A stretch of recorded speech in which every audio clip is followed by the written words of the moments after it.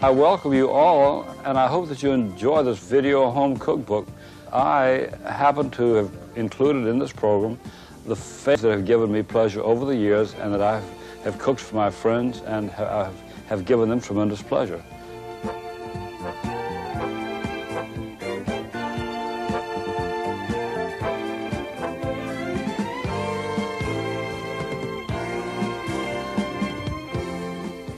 I have loved to cook all of my life. I was born in a very small town in Mississippi called Sunflower, the 350 population.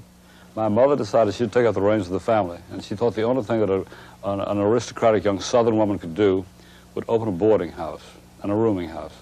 And so she was a fantastic cook. So I grew up in the kitchen. I think that food is the one subject of universal enthusiasm in this country. We have become so conversant in our day-to-day life with these various foods like guacamole and ceviche and ratatouille, and people are bored with quiche. The best time to start to cook is before you even approach the stove. You should measure everything, get it organized, and then food becomes a pleasure to prepare. The first thing we're going to do is something called a mayonnaise. To my mind, it's the most versatile and the best of all sauces to make. There are a few thousand things you could do with it.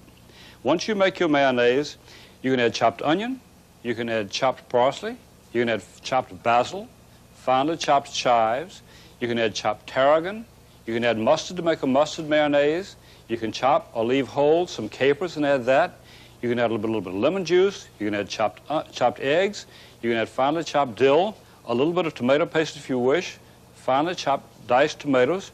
You can add cornichon, which is small French gherkins, or any other kind of pickle you'd like finely chopped. You might add a liqueur, for example. You might add Pernod, or you might add cognac. Or to make an anchovy mayonnaise, you could take an anchovy, if you can spear it, get it on the edge of your fork, and bring it up, and then you chop that, and you add that to your mayonnaise. It's a magnificent thing. You could add, if you wanted to, all of these ingredients, but they might be a little bit excessive for most people. I want to show you one of my favorite mayonnaise dishes on earth. It is called chiffonade of lobster chez Denis. It's called that because many years ago I ate a very famous or infamous dinner for two in Paris at a restaurant called Chez Denis. You crack an egg, eliminate the white. That can be frozen, by the way, and used at a later date. You put one egg yolk into a mixing bowl. And to that, the important thing, you have to add acid. If you don't add the acid of mustard to that, your mayonnaise might curdle. Mustard is an acid, of course. So you add about 2 teaspoons of imported mustard. Don't use that ballpark variety. You add about 1 tablespoon of white wine vinegar, like that. You add a little bit of salt if you desire. You add freshly ground pepper, preferably black pepper or white pepper, it doesn't matter. And the important thing, you want to stabilize this bowl. In order to do that, you take a cloth, a damp cloth, which you squeeze out all the liquid, and you put that on your work surface, like that. You start beating your egg yolk with the mustard and the vinegar, salt and pepper to taste, and to that you add 1 cup of oil. It can be olive oil, it can be vegetable oil, it can be corn oil, or whatever. For this particular dish, to be authentic, you use an olive oil. Let me tell you one more thing as I go along. If you don't plan to use the mayonnaise today, if you're going to refrigerate it, you'd better add a little bit of liquid, even water, or heavy cream to it, or milk. Because if you don't, the mayonnaise the next day is liable to curdle when you stir it. You see, the mayonnaise is made in less than a minute, and it is so far superior to anything there are so many things that might be added to this mayonnaise. At this point, I'm going to add about a tablespoon of tomato paste to give it a nice color and a nice flavor. I'm going to add about a teaspoon of finely chopped fresh tarragon. You don't have to use the tarragon. You can use parsley if you'd like. Add a dash of Tabasco to give it spice and piquancy. You add about 2 tablespoons of cognac. You can use the same spoon that you use for the vinegar. 2 tablespoons of cognac. And you add about 3/4 of a cup of peeled, seedless, cubed tomato, like that. And you stir with your whisk to blend. If you'd like a touch of lemon flavor, and you can use lemon to make this as well as vinegar, and that would be another addition of acid. You stir that around, and that is your basis for this chiffonade of lobster chez Denis. That is now ready to eat. So you take about 2 cups of lobster cut into fairly large pieces, bite-sized pieces, and you add that to your mayonnaise. You take and stir that around simply to coat the lobster pieces. By the way, this dish could be made with shrimp. It could be made with crab meat. It could be made with chicken. It could be cold leftover veal, always cut into bite-sized pieces. Now, we need a base to serve this on. That's why it's called a chiffonade. This thing that I'm doing now, I'm taking a head of romaine lettuce and cutting it into very fine shreds, and that is what you call a chiffonade. You can, if you'd like, take this chiffonade and throw it inside your lobster mixture, but we don't want to do that. I think it looks better if you use this simply as a base for the lobster itself, the lobster dish. When you've got that finely shredded, you add it to a platter, preferably a fairly small oval platter, just large enough to hold the lobster. And you take the lobster and add it to the center of your dish, right on top, without covering it totally up. You add that to the dish like that. Now I will show you one of the nicest garnishes, I think, for any kind of salad, such as this lobster salad. You take a tomato and you cut off a very, very thin slice of skin from the bottom, and then you start working your knife around, cutting that skin as thinly as possible in a spiral. You keep cutting and cutting and making certain that you don't break that tomato skin as you go along.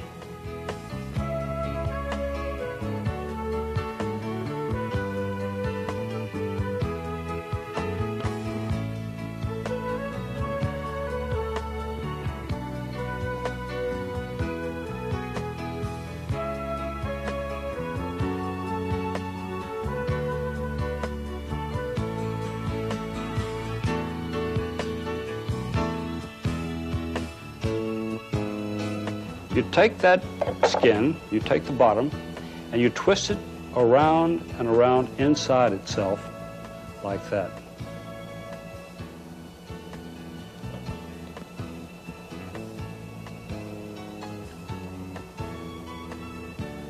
Around and around inside itself. And what you will come up with is an imitation rose, a tomato rose.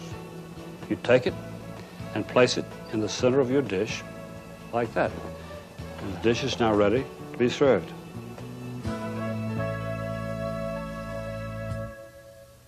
You know, I've had an awful lot of famous, great French chefs in my home, and they've come here and they've cooked, and we've had a very good time having lunch or dinner or whenever.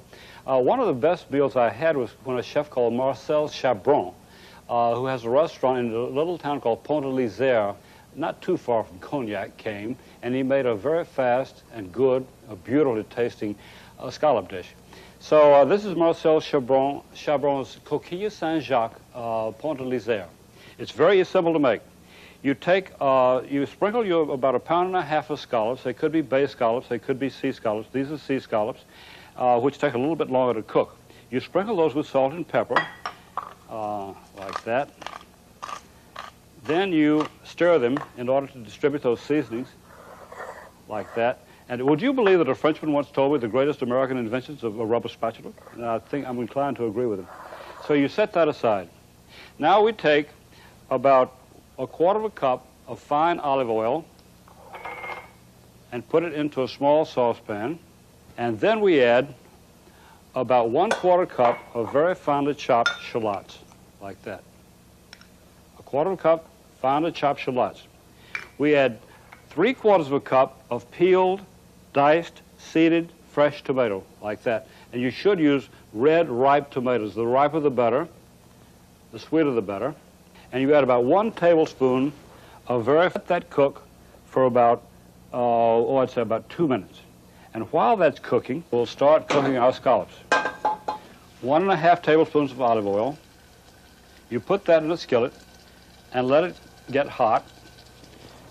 And to it, you add your scallops and cook over moderately high heat just until those scallops lose their raw color. That's all you want them to do. You do not want to overcook scallops. If you do, they become dry and tough to the taste. Now, the scallops have cooked quickly just until they lose their raw look. The tomato sauce must not overcook. And then we add about 2 tablespoons of finely chopped parsley to your tomato sauce. And then you stir that to blend the ingredients, okay? Now we take the scallops. You take and distribute those equal amounts to 4 individual serving dishes, like that. They should be quite hot just off the stove. You add equal amounts of your fresh tomato sauce to your scallops, spoon it on top.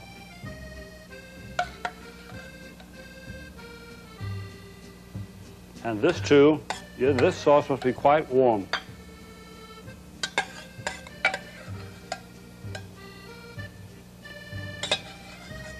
You sprinkle with 1 final touch of finely chopped parsley. And there your dish is ready to serve. Most people think of chicken breasts as the ultimate part of a chicken. Frankly, I prefer the leg. I can use them to make one of the most elegant dishes I've ever put in my mouth.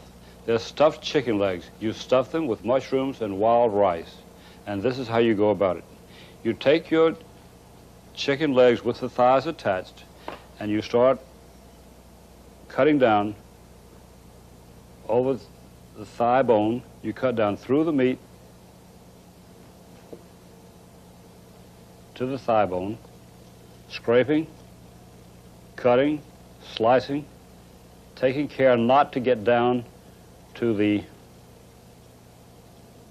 skin of the chicken. You pull and scrape with your fingers. You cut it as necessary on the bottom, beneath, around, and about.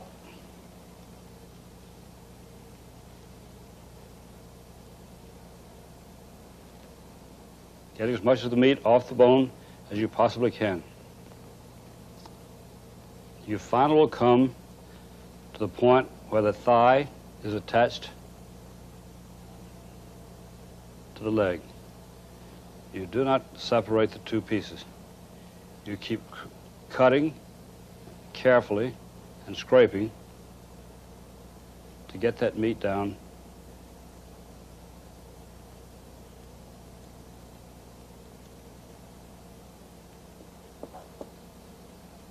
You don't want the tendons.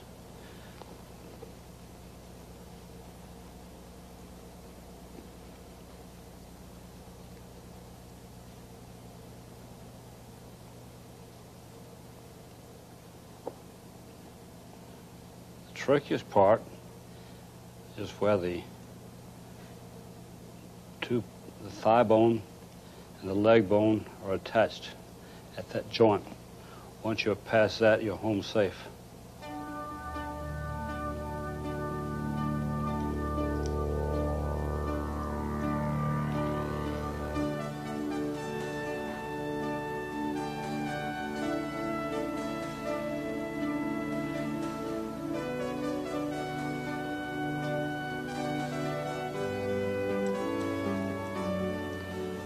You see, it goes much faster once you get down to the leg bone itself.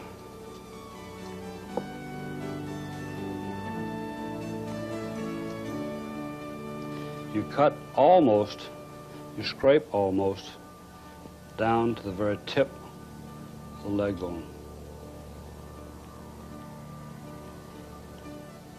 Taking care not to cut down Do not cut through the skin of your chicken. You cut down, you see, to the very tip of the leg bone. Then you take it and place that flat on a hard surface. You cut off that part, leaving that tiny end portion intact. You see that?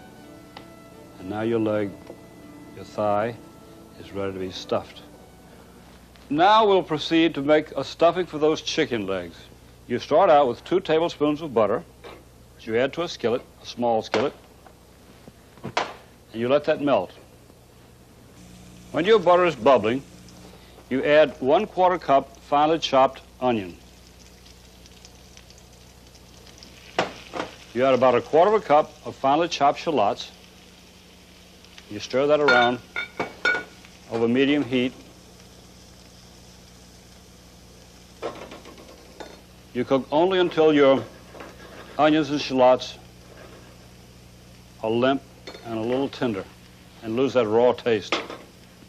You then add 1 cup of mushrooms, but cut into small dice. And you cook those mushrooms for about 1 minute. You then add 3/4 cup of wild rice, which has been cooked according to any standard recipe. You stir to blend, and you add salt and pepper to taste.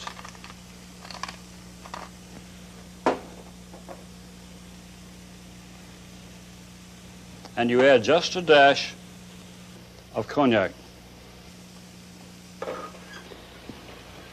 That stuffing is now ready. You take it off the stove and let it cool. You take your boned chicken leg, place it in front of you, and you spoon into the cavity of the leg itself a little of the wild rice mixture. You add more, pushing it in so as to almost reconstitute that boned leg.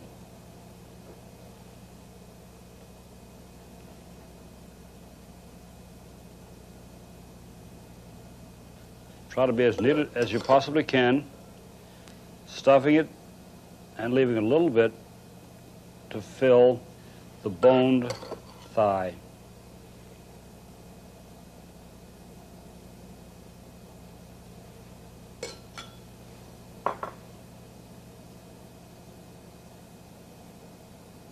You roll it gently, roll it one side and the other, and then you fold over the top portion of the stuffed thigh.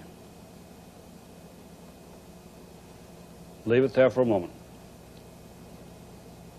You take a sheet, a rectangle or square, of clear plastic wrap, such as I have here, and place that on a flat surface. You take your stuffed leg, place it in the center, roll it from side to side, and fold the top of the thigh over.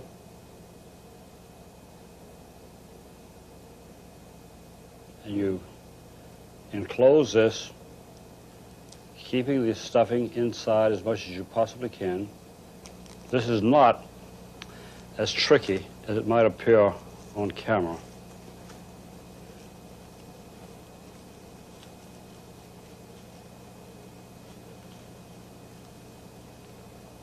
Now we have 4 stuffed rolled legs. So we take whatsoever in any steamer large enough to hold the chicken legs. And you take that and place the steamer rack on top of boiling water. You cover it closely with the top of the steamer, and you let that cook for exactly 20 minutes. And now we want to make a very light chicken liver sauce to go on top of those steamed chicken legs. To prepare it, when your butter is hot and bubbling, you add the chicken livers. That's 3 chicken livers.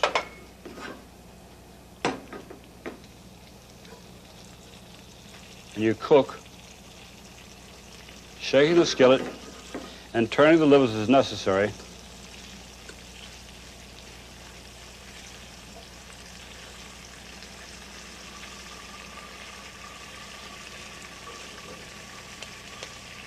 And while they cook, we'll heat another tablespoon of butter in a separate skillet. The butter in the second skillet is hot and bubbling, so we'll add those 2 tablespoons of finely chopped shallots. And we will stir that so that they cook evenly. Once they are cooked lightly without browning, you add to the skillet about 1/4 cup of dry white wine and about 1/2 cup of chicken broth. That's 3/4 cup of liquid altogether. We'll cook that over fairly high heat. The more this cooks down, the greater the concentration of flavor that you will get from the wine and the chicken broth combination. You want to cook that down to 1/4 cup. Let us go back for a moment to the chicken livers. We want to add 1/4 cup of heavy cream to those livers.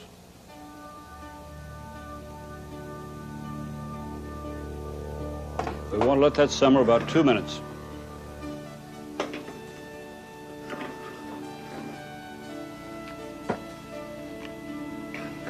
Remove it from the heat and let it stand.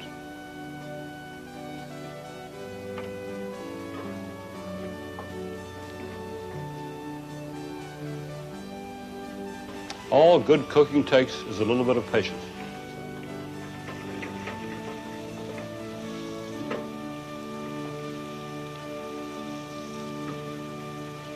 Now that's about 1/4 cup.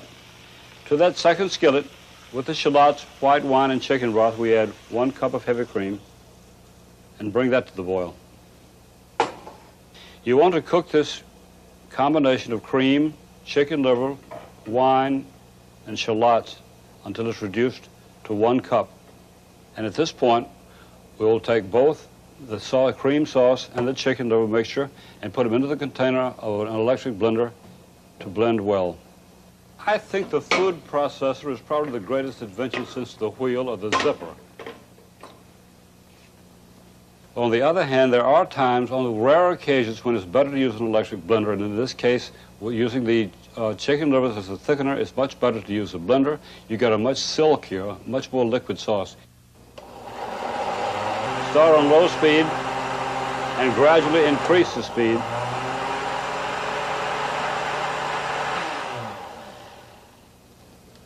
It's thin enough.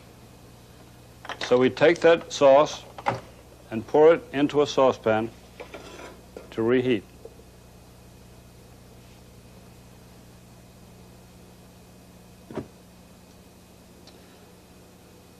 You add salt and pepper to taste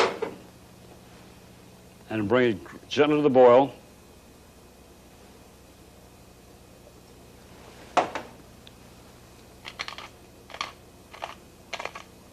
And keep the sauce warm until you serve it with your chicken livers.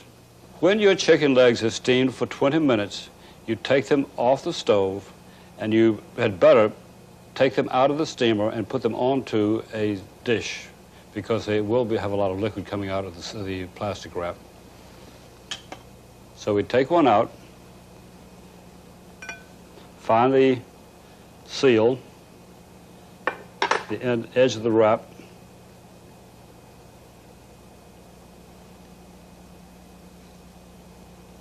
and we unwrap it. You take the chicken leg, transfer it to an individual serving dish. You take your sauce, which is your hot sauce, and spoon it directly over the chicken leg. The French call that masking.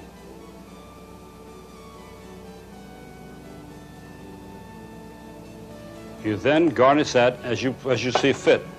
You could serve it precisely like that, but we might take a basil leaf for color, add to the plate. We might take a couple of slices of white truffle or black truffle or nothing. But that's how I would serve that.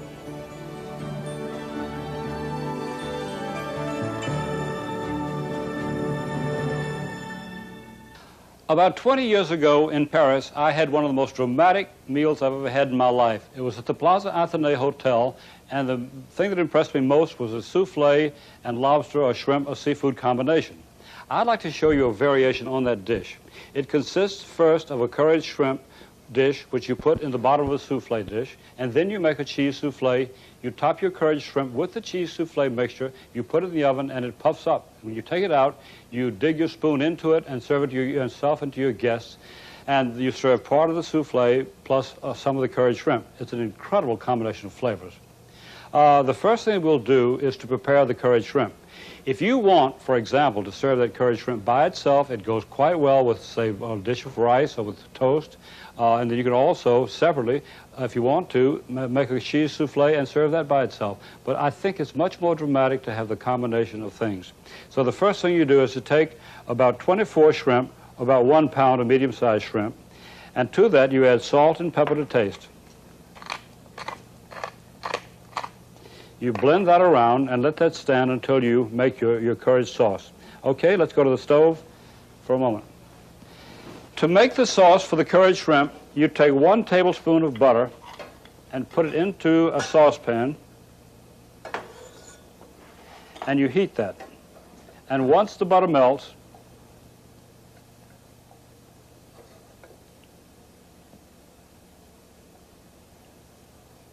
you add about 1/4 cup of finely chopped, and you add 6 tablespoons, more or less, of finely chopped diced apple. That's, say, about 3, 4, 5, and that's about 6. And we'll add a little bit of finely minced garlic. Now, you stir that combination around, and you cook it over very gentle heat for about 5 minutes.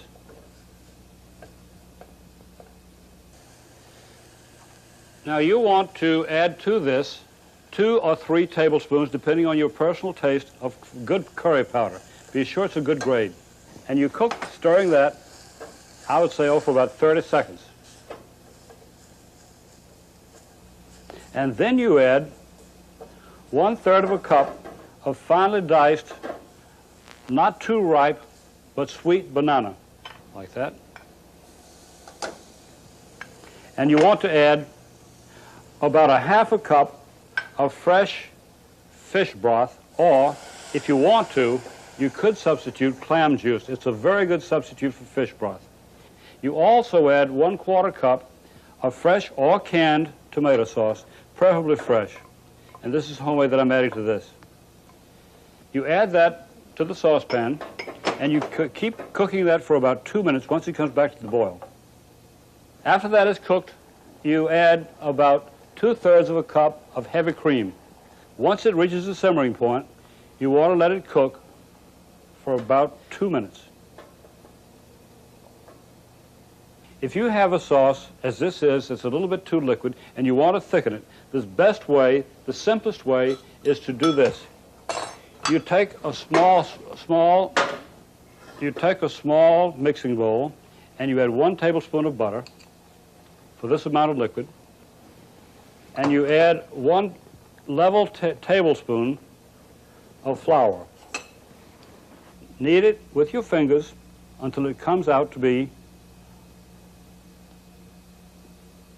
a nice, uniform, solid mass of flour and butter. Your butter should not be too warm, beurre manier, and while we stir with a wire whisk, we add the blend of butter and flour. And once it's melted, you add a little bit more.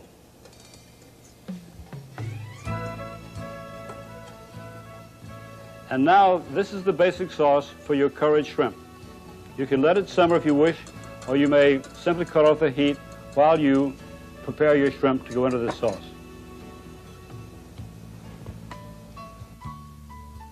So what we've got here are those seasoned shrimp. You add your shrimp in 1 layer, and you cook, shaking the skillet and stirring the shrimp around so that they cook evenly. You want to cook the shrimp at this point for about 3 minutes, no more. You'll be terribly hungry at this point because nothing smells better than a curry sauce. It absolutely pervades the entire kitchen, and I love it. And at the end of 3 minutes, you remove the shrimp from the heat, and you pour in your curry sauce.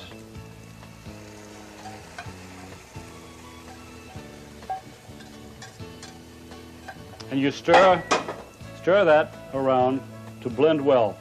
At this point, as I said, you could very easily serve these shrimp with rice or with toast, but we're going to use the shrimp as the base for a cheese souffle with the shrimp on the bottom. Now we proceed to the souffle. You sprinkle the inside of your souffle dish with Parmesan cheese and shake it around to make sure that the sides, the bottom and sides, are evenly coated. Make sure you coat the entire surface, inside surface of your dish with butter. Always remember, freshly grated Parmesan cheese is far superior to the kind that you buy in bottles. And then you shake out the excess. Now this souffle dish is ready. It's quite important at this point to take your souffle dish and put it inside the freezer till it's thoroughly cold. The basis for a good souffle is a white sauce. And to make it, we take 3 tablespoons of butter, put it into a saucepan, and allow it to melt. And when it is bubbling, we then add 3 tablespoons of flour. 1, 2, and 3. We take a wire whisk and stir that around to blend well, scraping around at the bottom and the sides to make sure that all that flour is incorporated into the butter. At that point, we take 1 1/2 cups of milk, and this is a classic way of making any very good white sauce, whether you add milk, fish broth, chicken broth, beef broth, or whatever. That's the basis of it. Now that this sauce has reached a total boil, we'll turn the heat down because that is the maximum thickness that the sauce will achieve. And to the sauce, we now add just a touch of salt to taste, just a small touch of salt. We'll add a little freshly grated nutmeg, and it's always best to use freshly grated nutmeg rather than ground nutmeg, which you find in grocery stores. Just a touch. We will add a touch of Tabasco sauce,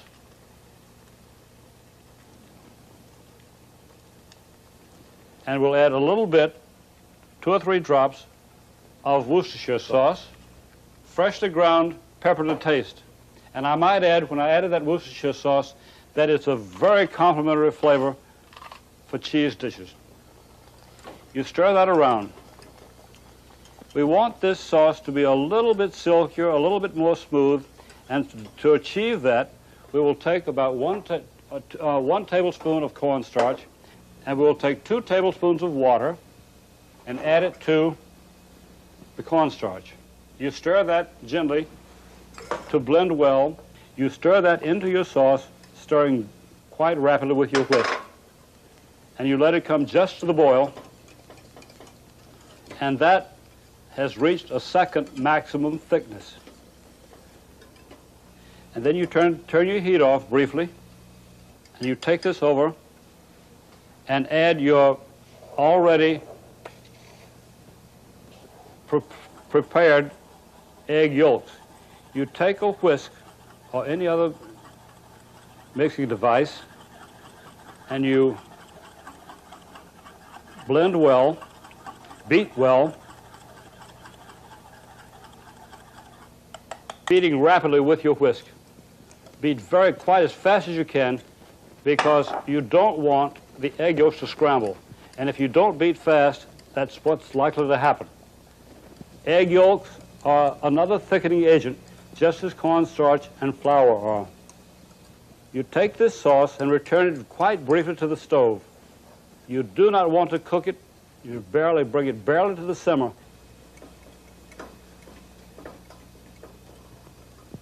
I've seen 1 small bubble, and now you've got to turn your heat off and remove this sauce from the heat. At this point, you take a rubber spatula and you scrape this. In order to stop the cooking action, you scrape this into a mixing bowl. That will stop the cooking action immediately. And it's very important. If you don't stop that cooking action, as I say, your eggs are likely to scramble and cause a curdled sauce. And then we take 1/2 cup of finely diced Swiss cheese. You see how that's cut? Then you also add 6 tablespoons, I've already measured this out, 6 tablespoons of freshly grated Parmesan cheese, and you want to incorporate both those cheeses, beating briskly until they are both blended into the white sauce.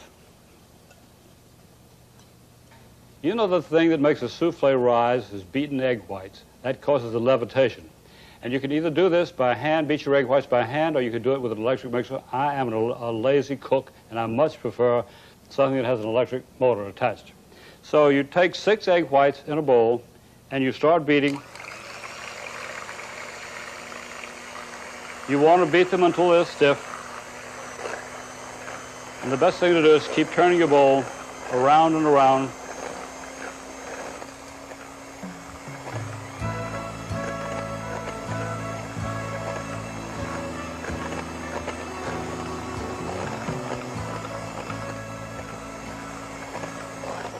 And I think that is sufficient.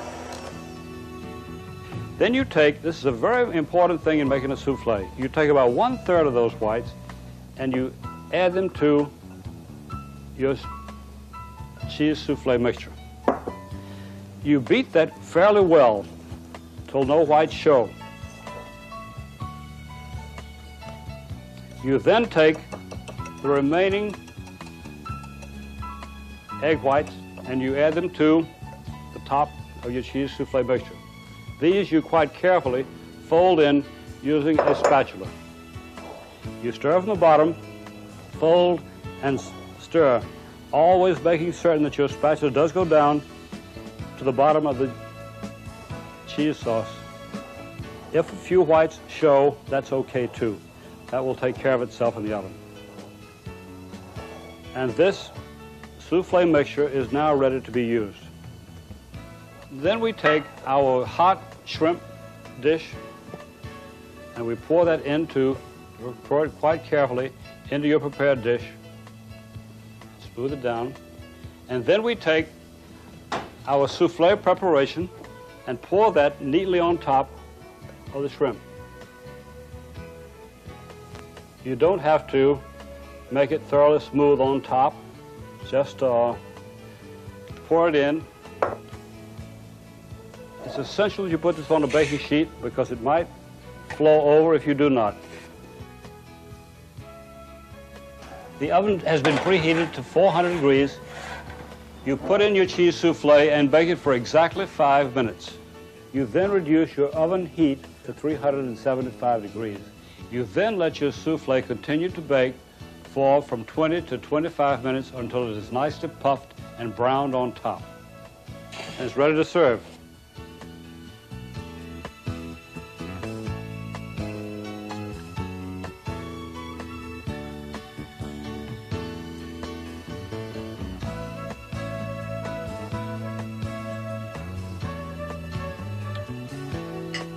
I love it.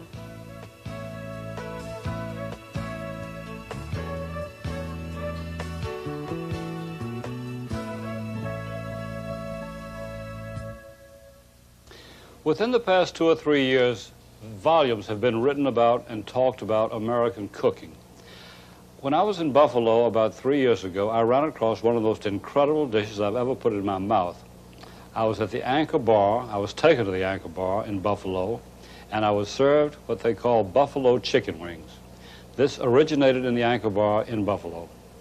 It was created because Don Bellissimo, who is the owner of the bar, said that his mother once found herself with a tremendous number of chicken wings left over every week, and she had nothing to do with them. So she decided she'd fry them up and to serve them with her house blue cheese dressing. Then she threw in a couple of crisp celery sticks, and that became the meal of the day for many, many people. It's an incredible recipe, and I'd like to tell you how it's made. You take 24 chicken wings, which is about 4 pounds, and you divide the wings, you cut them off at the joints. It'll make a main wing joint, the second wing, and the wing tips. You discard the wing and the other sauce for this dish. It has to be Frank's. You pour this over the chicken wings and toss to coat well.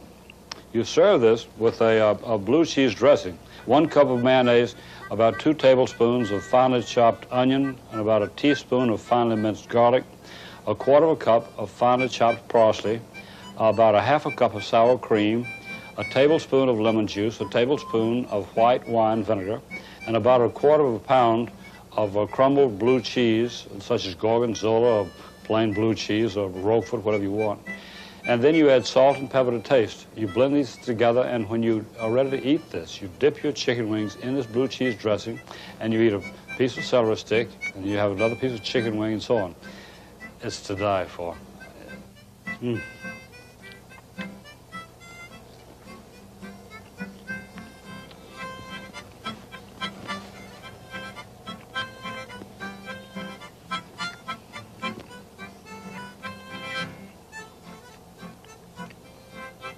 Anytime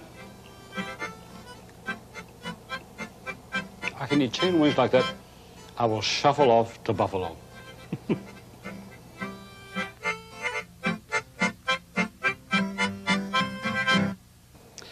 One of the grandest, tastiest, and most festive first courses that exists in all this world is a Scandinavian dish called gravlax. It's a curious name, gravlax. Grav derives from the same word as grave, and lax is a German and Scandinavian word meaning salmon. So what you have is buried salmon. They did this in the beginning to preserve the salmon over the course of the winter. They would dig a hole, they would prepare their salmon with peppercorns, salt, dill, and then they would literally bury the salmon. So there they called it gravlax. It's a very simple dish to make and a beautiful dish for display purposes. You begin by taking a center cut, a 4-pound center cut. The salmon was originally like that. You take a 4-pound center cut of salmon, you have the bones removed. It's 2 fillets, and then the skin is left intact on both halves, just like that. You rub your fingers along the slabs of salmon, and you will find that the man at the seafood shop has probably left a few bones intact. So you carefully run your fingers along, and if you find any bones anywhere in that fish, you should very carefully pull them out with your fingers, or use a pair of pliers like this. Be very careful to remove any bones that you find in your fish. Now, the next step is to make a peppercorn mixture for the dish. You take about 3 tablespoons of peppercorns,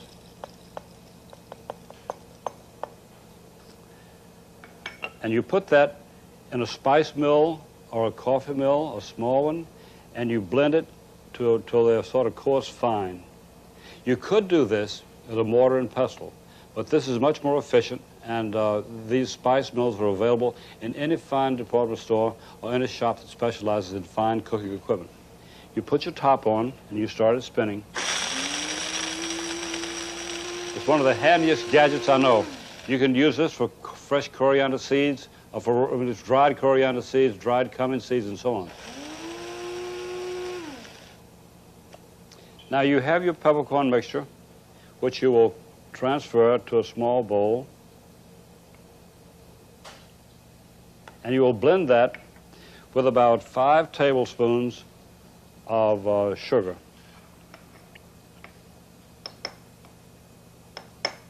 And you take about 3 tablespoons of very coarse salt and add that to the mixture.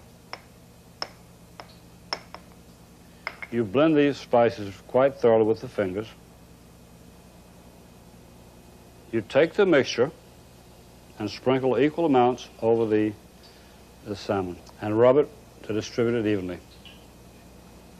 You take about 3 or 4 large bunches of fresh dill, and you lay the sprigs to cover the bottom of that dish. Arrange them neatly in one layer, more or less. You take your one slab of salmon, skin side down, and arrange it on top of the dill. You take more dill and quite neatly cover the top of that slab of salmon. Some foods and flavors have a special affinity, one for the other. Dill and salmon is one of those things. Then you take your second slab of salmon and invert it, place it skin side up on top of your first slab. You take a piece of plastic wrap and you cover your salmon with that. You'd place another utensil, a dish or whatever, on top. And it's quite essential that this be weighted down well. You can use any kind of clean weight that you have on hand. It could be a bunch of rocks out of your garden or whatever, be stones. And so you take this, once it's weighted down, place it in the refrigerator and let it sit there for about 2 or 3 days. You turn these slabs of salmon about once every 12 hours. Several years ago, I was invited to a covered dish picnic on the grounds of Tanglewood, awaiting a performance of the Boston Symphony Orchestra. One of the principal dishes with that picnic was gravlax, and it was served with a mustard and dill sauce, the best I've ever put in my mouth. That was a preparation of a friend named Marianne Lipsky. It's a very simple, very easy sauce to make. You'd start off by using spicy brown mustard, which you can find in your grocery stores and supermarkets. You put the spicy brown mustard into a mixing bowl. You add 1/4 cup of imported mustard, such as Dijon, 6 tablespoons of white wine vinegar. 5, 6. About 6 tablespoons of sugar. 6.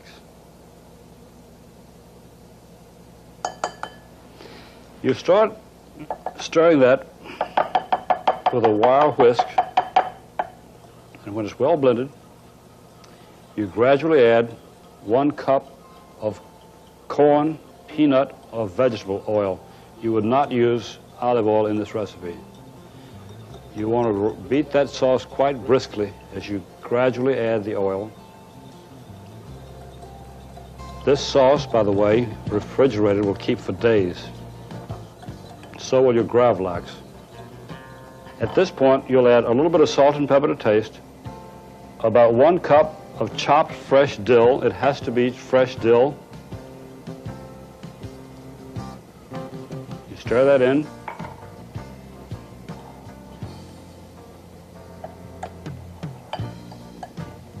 And you add one final ingredient, 2 tablespoons of cognac.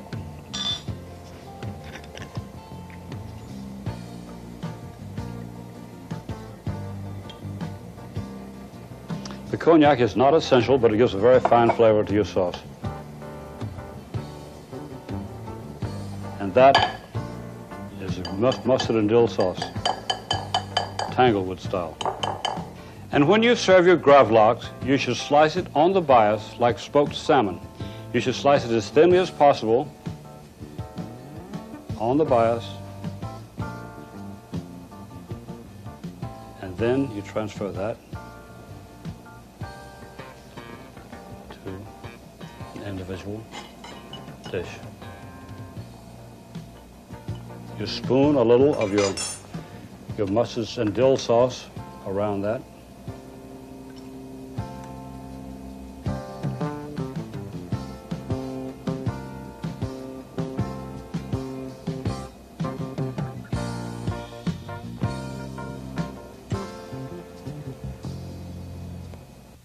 If I had to name the 5 or 10 greatest soups on earth, it most certainly would list the one we're going to make now. It's a cream of mussel soup with a very odd name. The name is Billy B. That's B-I-L-L-I, another word, B-I.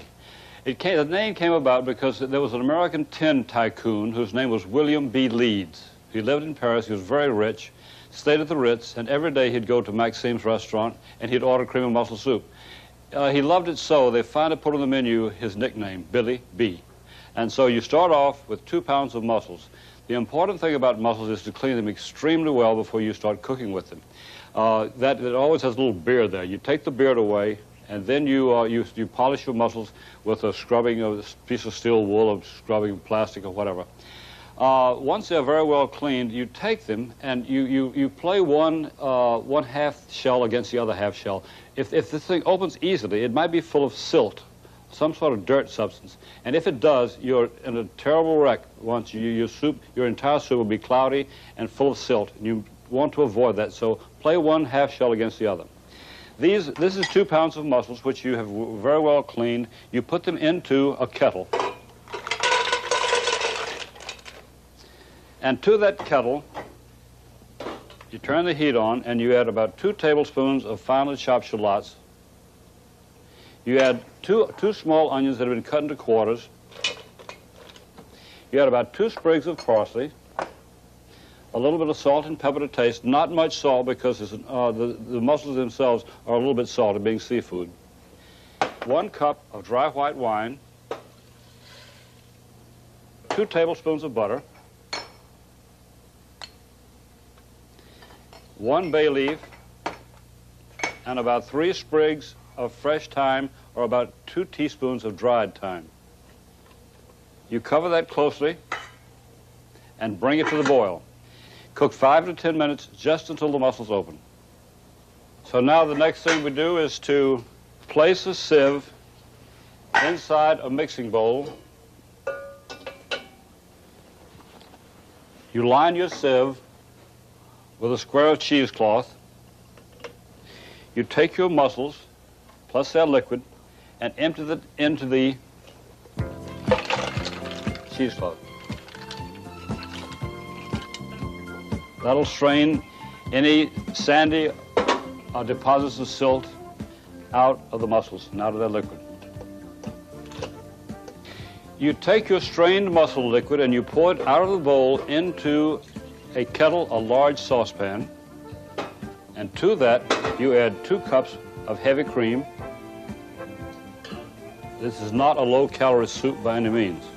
And you take a pinch of cayenne pepper and add that, just a touch. You bring it to the boil. You take 2 egg yolks and put them into a mixing bowl. You start beating them around briskly with a wire whisk.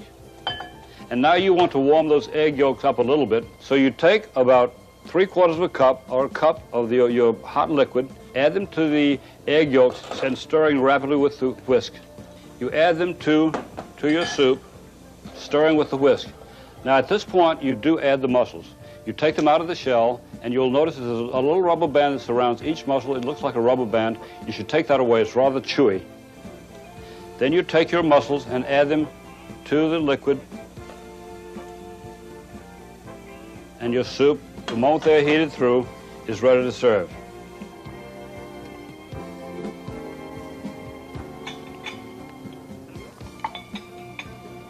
And that is heaven.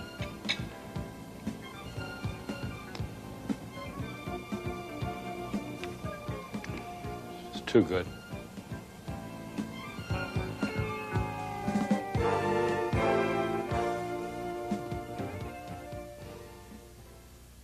Almost everyone who writes about cooking has a list of favorite foods. And if I had to list the 5 or 10 greatest cold soups on earth, it would most assuredly include a Polish beet soup called chlodnik. That's spelled C-H-L-O-D-N-I-K. What it is really is a form of borscht with some very sophisticated garnishes like shrimp and chopped vegetables. And to make it, you take 1 pound of beets, you trim, scrape them, and cut them into eighths, and you put them in a saucepan, which I've already done. To that, the beet soup, you add 1 cup of chicken broth and 1 cup of water. You bring it to the boil, and then you cover. When this does start to boil, you let it cook for exactly 20 or 25 minutes. Now that those beets are cooked and tender, we remove them from the stove, line a bowl with a sieve, and we drain the beets. We save that liquid, however. That's very important. You take your beets and put them into the container of a food processor. and start blending.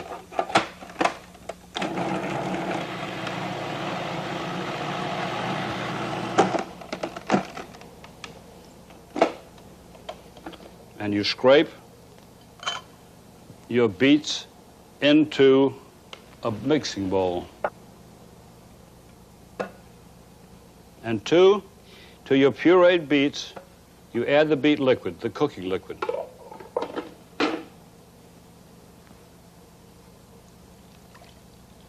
And that is the basis for your soup. And then you start adding your garnishes. About a ½ pound of cooked shrimp would have been cut into small, bite-sized pieces. 1 cup of sour cream.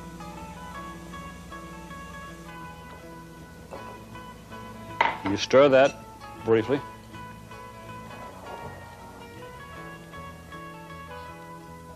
About 4 tablespoons of white wine vinegar. This is a sweet and sour dish. 3, 4. And you add about 2 tablespoons of freshly squeezed lemon juice. By all means, use freshly squeezed and not the bottled lemon juice. 2 teaspoons of sugar. About a cup of finely diced cucumber. I'm going to save a few of these pieces for garnish. 1 cup of chopped scallions. I'm going to save a little bit of this also for garnish. 1/4 cup of finely chopped dill with a little save for garnish. You add 1 cup of homemade chicken broth. You could use the canned variety if you wish to, if you had a good brand. You add salt and pepper to taste.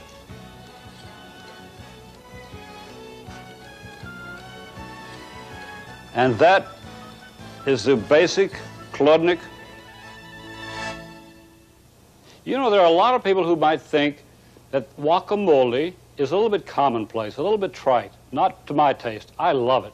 And I think the best guacamole recipe that I've ever run across is what I'm going to make today. By the way, the word guacamole comes from an Indian tribe in Mexico which is called Nahuatl. They have 2 words that they combine to make the word guacamole. There's aguacatl, which means avocado, and there's the word mole, which means a mixture or combination. And to make this particular version, you take 2 avocados that weigh about 3/4 pound each, and you split them in half with a knife. You divide this, take that out, and you remove the pit. And then you take there's several ways to do this. You could peel this avocado, but it's simpler, I think, to use a spoon. All the flesh from your avocado halves, you take an ordinary, or I take an ordinary dining table knife and fork, and I start cutting the avocado flesh into small pieces like that. A little bit, not too small. You want to keep it a little bit coarse. If it's too much of a puree, it becomes too soupy, and it's not very pleasant, the texture. You take 2 tablespoons of lime juice, and you add it to your coarsely chopped avocado flesh, and you toss that. You toss it very well so that the avocado pieces are totally coated with the lime juice to prevent discoloration. You take half of this mixture and you scrape it, about half, into the container of a food processor. And now to the container of the food processor, you add 1/4 cup of finely chopped onion. All right? Then you add 1 tablespoon, and I'm guessing at this, 1 tablespoon of olive oil, like that. And this is half a cup of freshly chopped coriander leaves. You add about half of that, and you add salt to taste if you desire. Add a little bit of salt.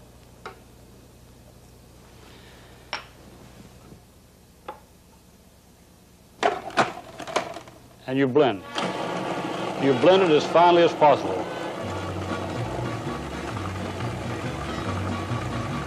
it becomes almost like a paste.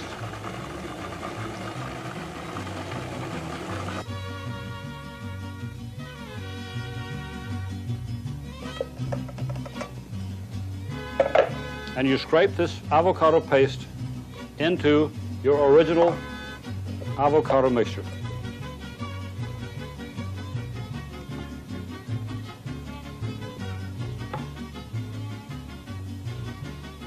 You stir this around to blend it, but then you add the remaining quarter cup of finely chopped onion, which you had added previously.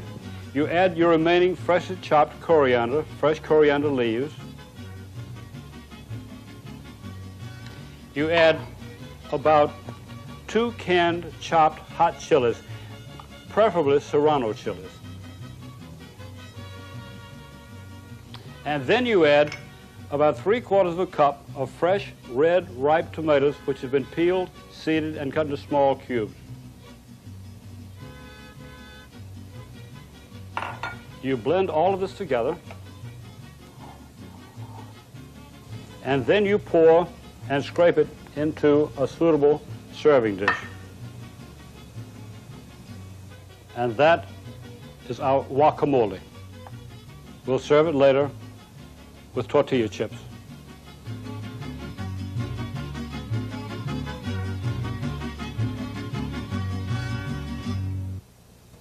Although I have made ceviche and have liked ceviche for many, many years, I finally discovered a recipe that I think is superior to all others. This came to me thanks to the chef Sepe Ringley of the Four Seasons restaurant in New York. He has a ceviche with a difference, and I will tell you why later. But to begin with, we want to start out by marinating our fish. You take blue fish or mackerel, put it on a flat surface. It must be skinless and boneless, this fish. You cut it into small cubes, say about 1/2 inch or slightly larger, and then you add these pieces, after you cut them, to a mixing bowl.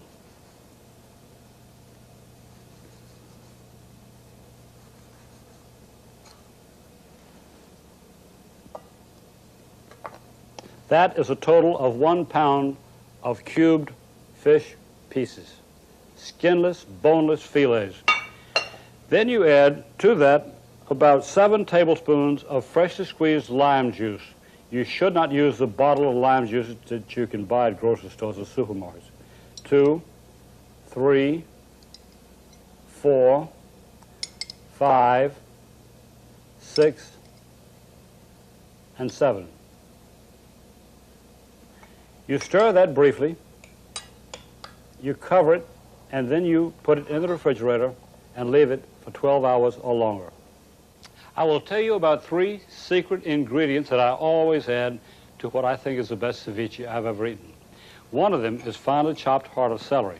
The other, tomato ketchup from the chef of the Four Seasons restaurant in New York, my good friend Sepe Ringley. And the third is finely grated rind of 1 lime. It's about a teaspoonful. So we'll start making the ceviche from start to finish. This is the 1 pound of fish fillets cut in about 1/2 inch cubes, to which we've added 7 tablespoons of lime juice. We put this in the refrigerator, covered it, and let it stand for 12 hours or slightly longer. This, in effect, cooks the fish pieces. So to that, we'll add about 1 cup of peeled, seeded, fresh, red ripe tomatoes cut into 1/4 inch cubes. The tomatoes should be peeled and seeded. And also we'll add about 4 or more canned, drained chilies, hot chilies, preferably Serranos. We'll also add about 1/2 cup of finely chopped red onion. The red onion is sweeter than the white onion. We'll add about a tablespoon of olive oil. We'll guess that by eyesight. We will add about 2 teaspoons of finely chopped fresh coriander leaves, which is one of the greatest flavors on earth. People are discovering that in this country, and it's so easy to grow in your own backyard. We also need about 1/2 teaspoon of dried crumbled oregano, which is quite commonly found in any supermarket and grocery store in America. The imported is the best, and it's one of the few things I know. It's better when it's dried than if it's to be used fresh. You add add salt to taste, just a touch. You add freshly ground pepper to taste, just a touch, or more than a touch, if you like it. You add about a half a cup of avocados, which have been peeled and cut into very small cubes. And you add about a quarter of a cup of finely chopped, finely diced heart of celery. That gives texture to your ceviche. And you add about a quarter of a cup of tomato ketchup, a standard ingredient for a classic standard American cocktail sauce. And then you'll add that 1 teaspoon of the grated rind of a lime. You blend them well. And when you serve this, it's a neat idea, if you have small scallop shells, to spoon this into the scallop shells and serve it on a plate. It's a very, it's what they do at the Four Seasons restaurant. I'm going to make a Mexican sauce that can be served over almost anything. It can be served over fried eggs, you serve it on top of chili con carne and heaven knows what. It is called a salsa cruda, which means a crude sauce, a raw sauce, a fiery hot sauce in Mexico. So to make it, you take 2 cups of drained, canned, imported tomatoes. In this case, the canned tomatoes taste better than the fresh tomatoes. You put them into the container of a food processor or an electric blender, and you whirl it around and until it's made to a fine puree. You pour that into a bowl, and then you add about a half a cup of finely chopped onion, preferably a red onion because it has a sweeter flavor. You add about a quarter of a cup of finely chopped fresh coriander leaves, and then you take 2 fresh jalapeno peppers and 2 canned, drained jalapeno peppers, or they might be bottled jalapeno peppers. You could, if you're in a pinch, use all the bottled or canned variety if you had to, but it's much better if you use 2 of the really fresh jalapenos. You cut off the stem ends of the jalapenos, whether they're canned or whether they're bottled or whether they're raw. You cut them into, don't remove the seeds, you coarsely chop those jalapeno peppers and put them into the container of that, preferably electric blender in this case. You blend them around, whirl them around until they're sort of coarsely chopped. You don't want to make a paste out of it. You add this to your tomato mixture, and then you add salt and pepper to taste, and you stir this around until the flavors are well melded, till they're well blended, and that is your salsa cruda. You can serve it on almost anything. It's very good if you like spicy foods, just with simple tortillas. Chili con queso means chili with cheese steak. It's a dish created by a friend of mine named Zarela Martinez, who is from Mexico and has lived much in America. It's a Tex-Mex dish. You take your pepper, your green pepper, your red pepper, your yellow pepper, whatever color. You char it on top, bottom, all over the sides. Once your pepper is well blackened, bottom and top, around the sides, you put it on a damp cloth, and you fold the cloth over. You let that pepper stand until it reaches room temperature or until it's cool enough to handle. Once that pepper has cooled, you remove it from the towel, and then you take a knife and you scrape all that charred portion away. It's very easy to scrape away. Another thing you could do if you wanted to is to put the pepper under cold running water and just rub it with your fingers, and again the skin comes off quite easily. By the way, if you do not have gas, you could do this over charcoal, and I'll tell you something else. If you had a blowtorch, it works extremely well in charring a pepper. Once that pepper is scraped, you cut it in half, cut away and discard the core, cut away and discard the veins and the seeds, and then you put the pieces of pepper on a flat surface and you cut it into cubes. And now we want to make a filling for the chili con queso steak. We take 2 tablespoons of corn, peanut, or vegetable oil and add it to a saucepan. Then we add about 1 small onion cut into small lengthwise pieces. We also take 1 small clove of garlic, which has been peeled and thinly sliced. We stir that around. Once that onion is crisp and tender, you will add that chili you charred and cut into small cubes, like that. You turn off the heat, stir that around,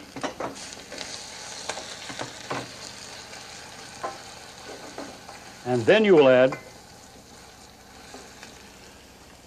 about 6 ounces of white or yellow cheddar cheese that has been cut into cubes are coarsely grated. You don't want to cook that. You don't want to melt that cheese. You simply want to warm it up slightly. This mixture is what you call the chili con queso, which means chili with cheese. What you will need for this recipe are 4 filet mignon, each about 1½ inches thick, and each weighing about 6 ounces. You slice that meat down, holding it like that. You slice it down almost but not quite through the bottom, the base. You open it up, and you butterfly it. This is butterflied. Then you take a flat mallet, and you start pounding. You want to get that meat opened up to a fairly large, flat piece that's adequate for stuffing. You try as much as possible not to break the flesh of the meat, not to make holes in it. But you keep pounding until you get a fairly sizable piece of filet mignon. That is the meat ready to be stuffed. Spoon equal portions of the stuffing onto 1/2 of the opened up pieces of meat.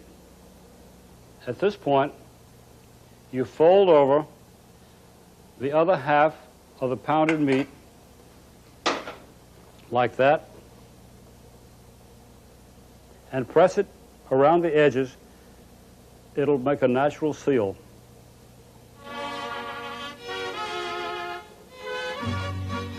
So before you grill your steaks, you brush them lightly on both sides with an unflavored oil like corn oil, vegetable oil, or peanut oil. You sprinkle the steaks lightly on both sides with a little bit of salt and pepper.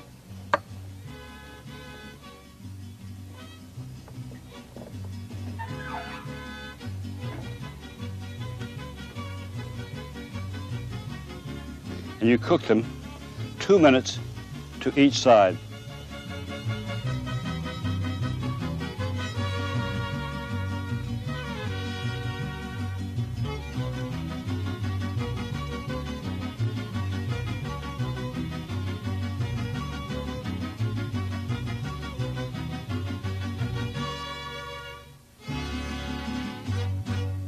A lot of people ask me, what is your favorite category of food? And I have to say, I think that it probably is anything made with ground meat. I love anything as basic as a hamburger, spaghetti with meatballs, chili con carne, a meatloaf, perhaps something as elegant as a pate with truffles. But one of my favorite dishes on an international scale made with ground meat is something called keema. Keema is an Indian dish that can be made with almost any kind of ground meat, ground beef, ground lamb, ground mutton, ground pork, ground veal, or whatever. The dish that I'm going to make is curried keema, curried ground meat with peas. And it's a very simple, easy dish to make, and it's very good for entertaining. You start off by taking about a tablespoon of peanut, vegetable, or corn oil. You add that to a skillet, and you turn your heat on. Once that skillet is hot, we're going to add about 3/4 of a cup of finely chopped onion. You add about 1 teaspoon of finely minced garlic, like that. And you shake your skillet and stir that around until the onion is wilted or has lost its raw look. And you sprinkle that with a spice that is becoming much more popular in America today. That's fresh ginger. You take about 1 tablespoon of finely chopped fresh ginger. If you can't find the fresh ginger in your hometown, you can use about a teaspoon of ground ginger, the dried product that comes in spice jars. You want to add about a tablespoon of curry powder. Whenever you use curry powder, you should always cook it briefly. You would never, for example, make a curry mayonnaise by adding raw curry powder to your mayonnaise. You should always cook your curry powder first to make it into the form of a paste or something like that. Now, when that is cooked briefly, you add about 1/4 teaspoon of ground cinnamon, about 1/2 teaspoon of ground turmeric. That word is pronounced turmeric, by the way. It is not pronounced turmeric, as many people think. You put about 1/4 teaspoon of ground coriander, and about 1/4 teaspoon of ground cumin. You add, you stir all that together. That's all your spices. Stir that to blend, and you add 1 pound of ground meat, such as lamb or beef. You could use veal or pork if you'd like to. This should be very, very lean meat. Always, when you cook with ground meat, ask your butcher to cut it as lean as, choose the leanest cut possible to grind. You should cook that over relatively high heat, because if you don't, your meat is going to start to, quote, bleed, unquote. That means a little bit of liquid is going to flow out of the meat. And then you add 1 cup of drained, canned, or fresh tomatoes, finely chopped. I think, honestly, that canned tomatoes, generally speaking, taste better than the fresh in a dish like this. They have more flavor. So you add your cup of chopped, fresh or canned tomatoes and stir it around to blend. And you add about 1 tablespoon of freshly squeezed lime juice. Do not use bottled lime juice in this dish. A tablespoon of fresh lime juice. And you add about 1/4 teaspoon, or according to your taste, of hot, dried red pepper flakes. Add about 1 teaspoon of sugar. Stir to blend. And you add salt and pepper to taste. You put the lid on this dish, you cover and cook it until the meat is tender. This could range from about 10 minutes to 30 minutes. Once this meat is cooked and tender, you stir into the dish 1 cup of cooked fresh or frozen green peas. You stir gently, and you cook just enough that the peas are heated through. It is my considered opinion, and that of many Indian friends of mine, that any spicy dish needs a cooling counterpart. And when you're serving a curry, one of the finest that you can make up is a yogurt dish with cucumbers. It's called a raita, R-A-I-T-A. That's what you'll find on Indian menus. It's very simple to make. You take a cucumber, you peel it and trim off the ends. You slice that cucumber in half, and then you scrape out the seeds with a spoon. You then cut that cucumber halves into cubes. And so to make our raita, we take the cubed cucumbers, put it into a mixing bowl.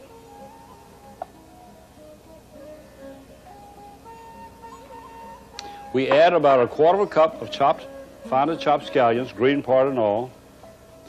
We add about 1/4 cup of finely chopped fresh coriander leaves. We add about 1/4 teaspoon of ground cumin. We add about 1 teaspoon of sugar.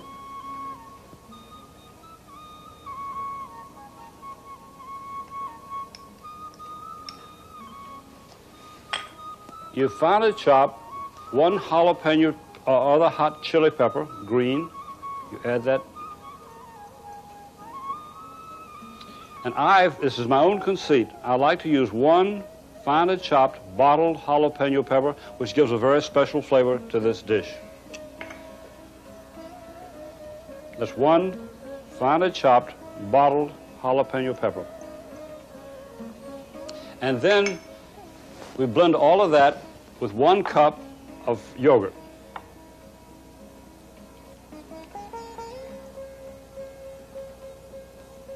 You stir that all together.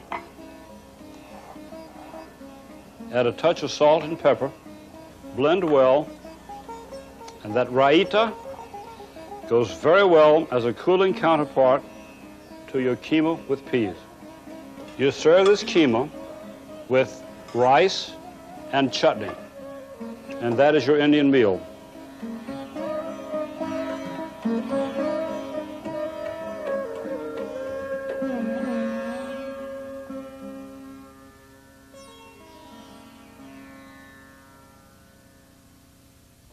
Although most of the cooking that I do in this kitchen is French, I have an absolute passion for Greek food. I love moussaka, pasticcio, saganaki, you name it. One of my favorite dishes, though, is a shrimp dish with tomato sauce called garrides mi feta. That means, in American, it means shrimp with feta cheese. And feta cheese, by the way, is widely available in the supermarkets and grocery stores of this nation. You start off with 1 pound of shrimp, which is about 24 shrimp. And to clean them, most of these are clean, but to clean the shrimp, you take a pair of scissors and you go down the back of the shrimp like that. You take away the shell.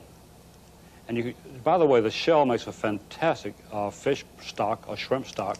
You take that if you'd like to, put it into a saucepan, all your shells, and you bring it to a boil. You take the shrimp, rinse it well, pat it dry, and you've got 24 or 1 pound of shrimp. And then you make a tomato sauce. To do that, you use about 3 cups of canned tomatoes, preferably imported tomatoes. You put that into a saucepan. Put it on the stove, bring it to the boil, and cook it down to exactly 2 cups. That will take about 15 to 20 minutes. Now, you add about 1/4 cup of olive oil, a very fine grade of olive oil, to a saucepan. And to it, you add about 1 teaspoon of finely chopped garlic. A little bit more if you'd like. I like garlic. And once that's cooked down, you take your 2 cups of cooked down tomatoes and you pour them into the garlic and oil mixture.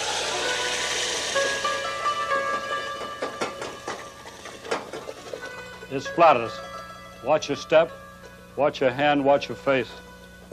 You stir that around with a spoon, and to that you add about 1 teaspoon of crushed dried oregano. That's one of the chief Greek ingredients, and Greek oregano is the finest you can buy.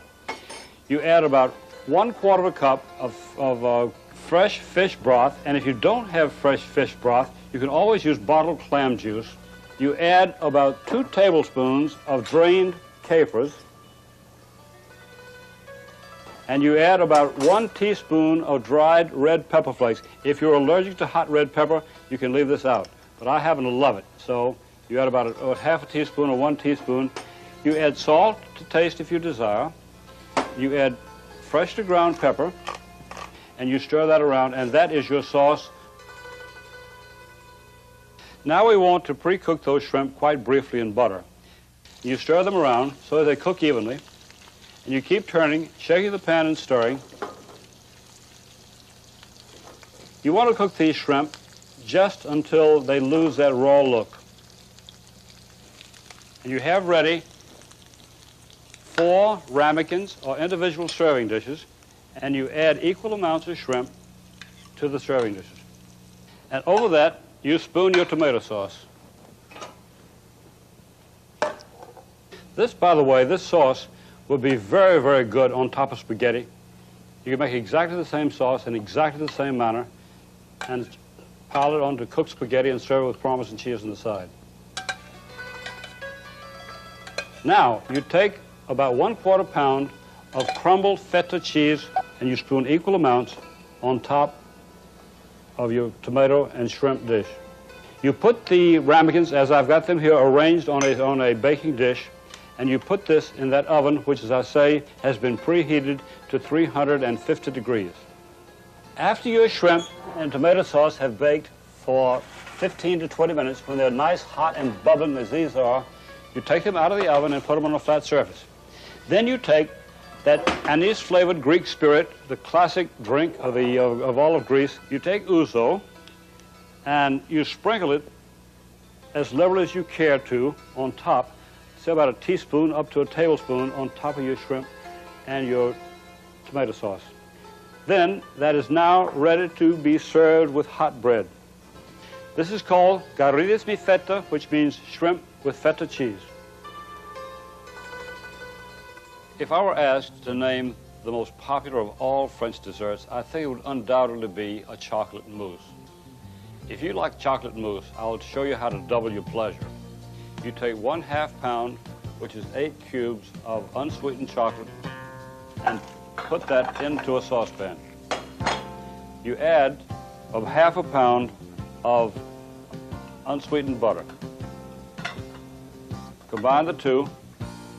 You put that in a pan and pour boiling water around it. You turn your heat on, let that water boil, and you stir that mixture until they are melted and well blended. This is, of course, a sinfully rich confection, but it's the kind of thing you serve on very special occasions. You put 8 yolks into a mixing bowl. You add 1 1/4 cups of sugar. You take an electric mixer and start beating. Start beating on low speed first until your mixture is fairly smooth. And as you see, it becomes quite light and lemon-colored. It's a golden yellow. It becomes quite thick. It's the way you want it. And then you pour in your blend of chocolate and butter. You blend the two until thoroughly combined. Then you take 5 egg whites, put them in a mixing bowl, and start beating. You want to beat these egg whites until they're quite stiff, but not dry.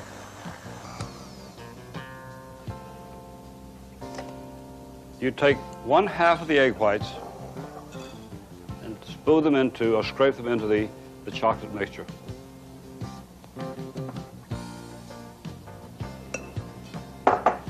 You beat these fairly well until they're incorporated inside the chocolate mixture. You should stir from the bottom to the top. Scrape the bottom to blend well. Once the mixture is well blended, you add the remaining beaten egg whites.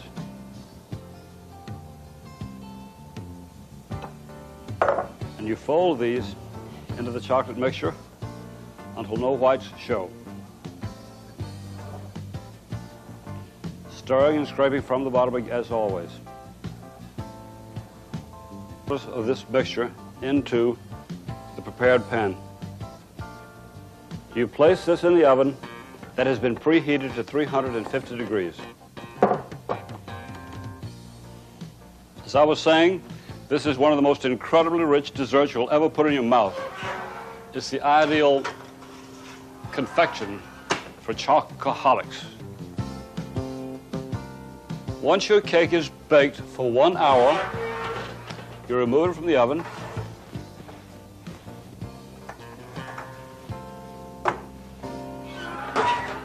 And place it on a cake rack or a trivet. You let it stand until about 10 minutes. At that point, you remove the rim of the spring-form pan and let the cake stand until it's at room temperature. It's a fantastic smelling cake. And this is what is called the frosting of the cake, or the frosting of the super chocolate icing on the super chocolate cake. You take what remains of your chocolate mousse and you spoon or scrape it on top of your cake, spread it around. You try to make your frosting look a little bit rugged. You want it to look a little bit on the unrefined side, shall we say. And what you do now, you put this in the refrigerator and let it stand until the frosting hardens. And now for a final crowning touch to this cake, you take about a tablespoon of cocoa powder and put it in a very small sieve. And you shake your sieve over the cake to coat it with the powder. And you add about a tablespoon of confectioner sugar to your sieve.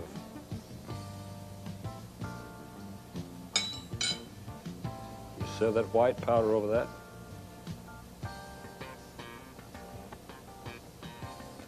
Easy does it.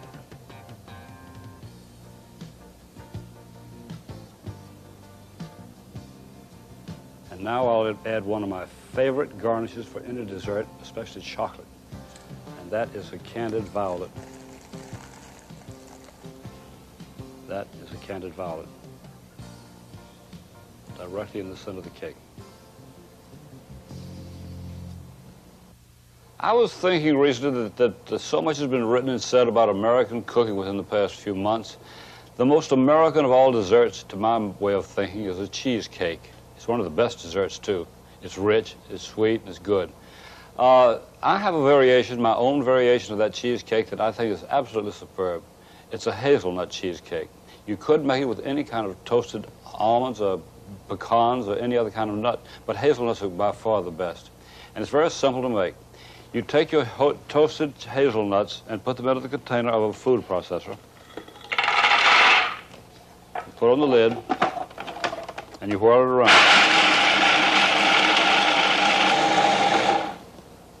And that's fine. You pour the hazelnuts into a bowl.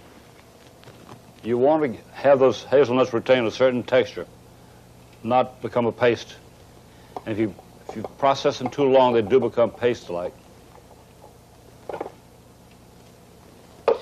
You put your processor bowl back in place, and to that, you add about 2 pounds of cream cheese, which is at room temperature.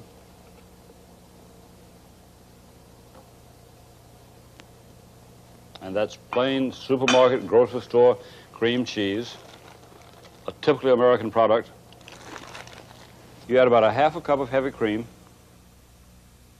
I might add at this point that if you have a very small processor, you had better do this in 2 steps.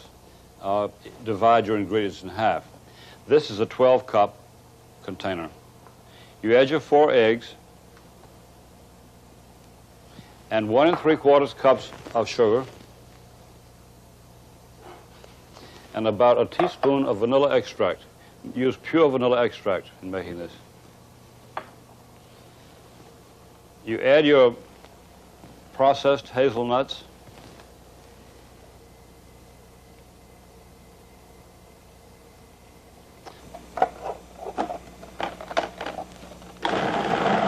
And blend.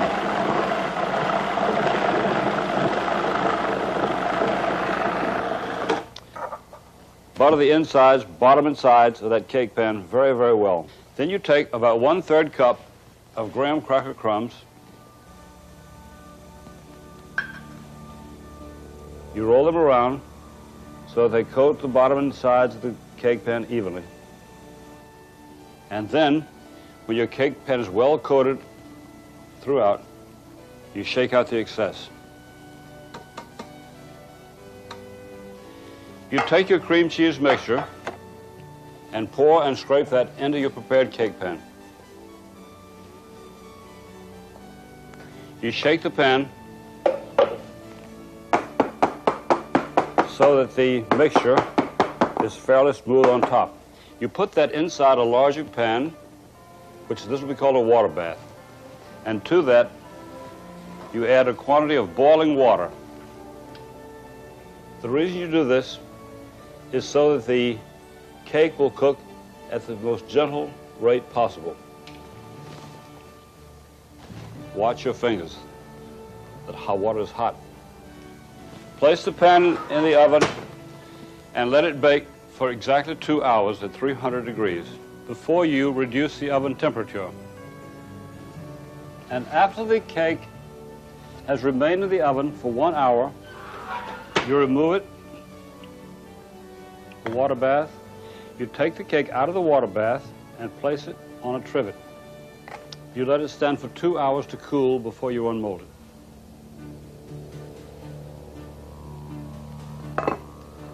And you quickly invert the cake onto the cake plate. Lift off the pan, and there you have it. To decorate the cake, you take some preserves, if you wish to, apricot preserves which have been cooked down a little bit with water to make them. And you brush the cake with this mixture of apricot preserves with a tiny bit of liquid. And if you want to decorate the cake, one suggestion: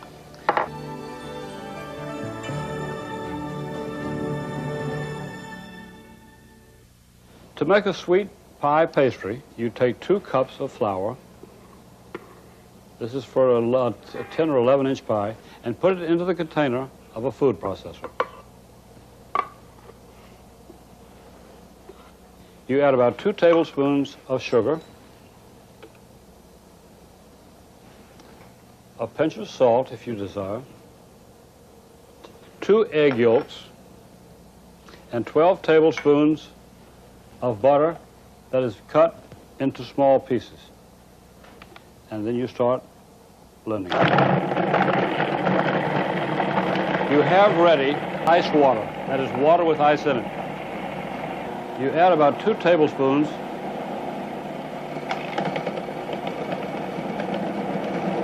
and let it take its time. Don't rush it.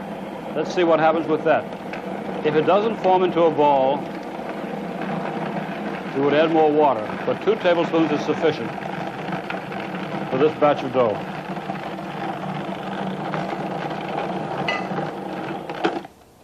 You take your ball of dough out and you shape it into a ball. And then you take floured hands, floured fingers, and you coat the ball of dough on all sides with flour. You might even press it onto a lightly floured surface like that. Shape it into a bun. Wrap it in wax paper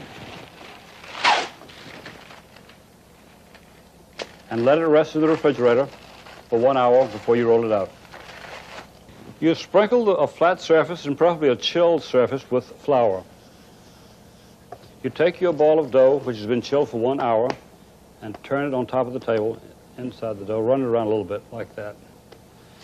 You take a rolling pin. You must keep turning that dough in the very beginning to make certain that it does not stick to your surface. And you roll it into as much of a circle as you possibly can.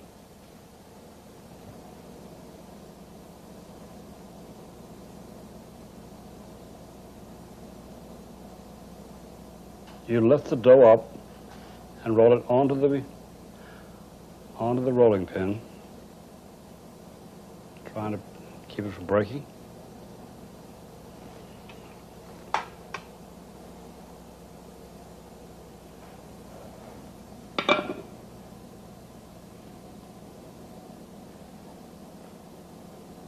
Lift the dough up and inside the pie tin.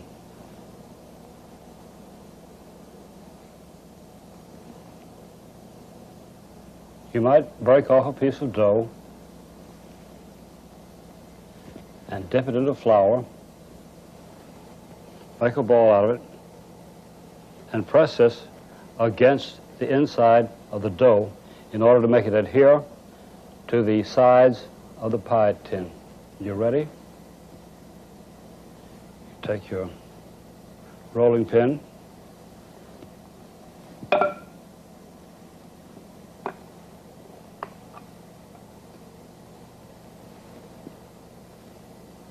get rid of the excess dough, press along the sides to make certain that your pastry adheres properly to the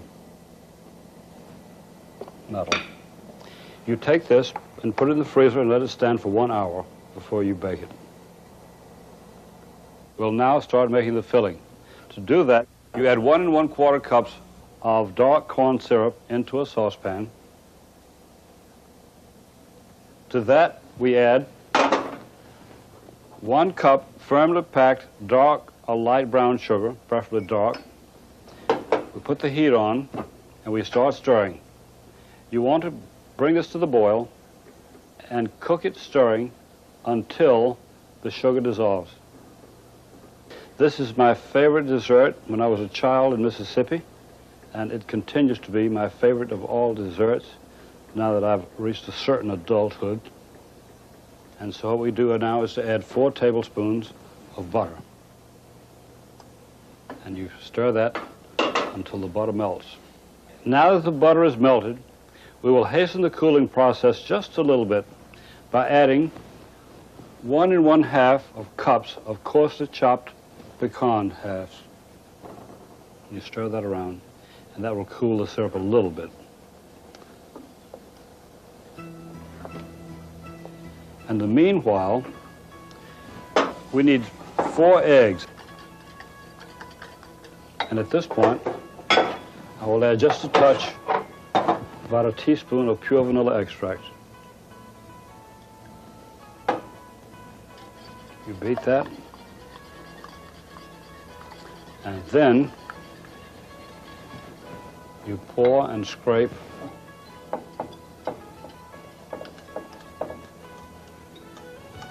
the syrup mixture into the egg yolks.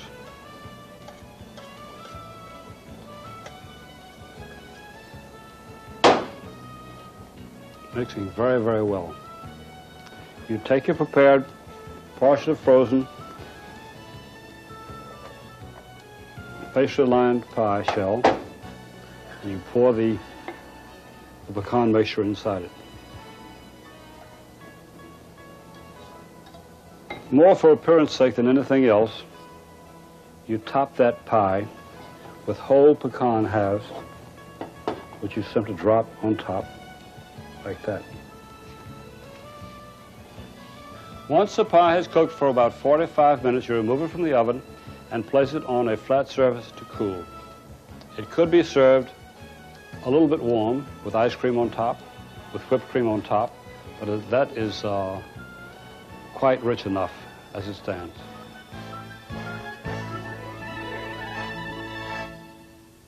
And now I would like to tell you about my favorite holiday cake. It's a walnut and ginger cake. It's butter rich and fantastic.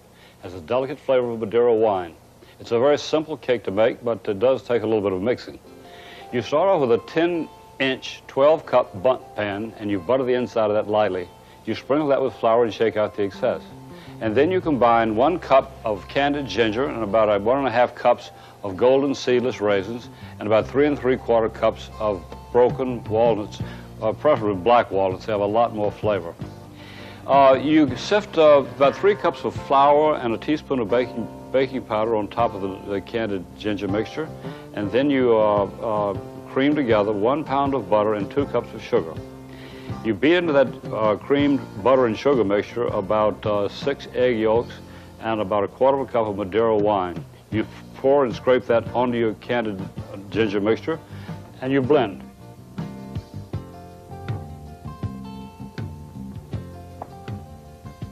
And finally, you beat 6 egg whites until stiff, and you fold these in.